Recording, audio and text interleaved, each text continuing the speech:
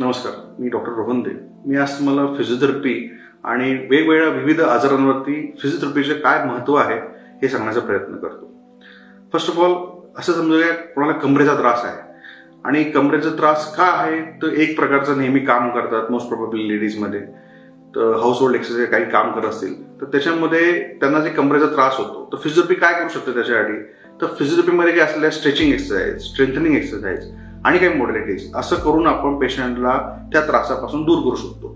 तसंच गुडघ्याचं, गुडघ्यामध्ये वयानुसार degenerative changes होतात आणि त्यामुळे गुडघ्यामध्ये पेन होतात. आता गुडघ्यामध्ये पेन असेल तर त्याला प्रत्येक वेळेस मेडिकेशनच गरज आहे असं नाही, पण त्याला आपण काही व्यायाम करून ते गुडघ्याची मसलची स्ट्रेंथ वाढवून आपण त्याचा आजार आणि त्रास हा 100% कमी करू शकतो.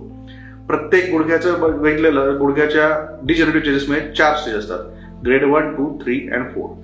फर्स्ट अँड सेकंड स्टेजमध्ये जर कोणी व्यक्ती, कोणी पेशंट फिजिओथेरपिस्टकडे आला तर आपण त्याला पूर्णपणे बरं करू शकतो, त्याला ऑपरेशनची गरज लागणार नाही. मात्र थर्ड आणि फोर्थ स्टेजमध्ये असेल तर मोस्ट प्रोबेबली त्याला ऑपरेशनची गरज लागू शकते. तर ह्या प्रकारे आपण फिजिओथेरपीचा वेगवेगळ्या कारणांमध्ये आपण फायदा उचलू शकतो. त्याच्यामध्ये वेगवेगळ्या मॉडॅलिटीज असतात की ज्याचा आपण फायदा करून आपला त्रास असेल तो कमी करू शकतो. त्याच्याबरोबर एक नवीन लेटेस्ट टेक्निक्स आहेत जे आमच्याकडे आम्ही अशोका मेडिकल हॉस्पिटलमध्ये प्रोव्हाइड करतो. त्याच्यामध्ये PNS आहे, त्याच्यामध्ये dry needling treatment, manipulation, MFR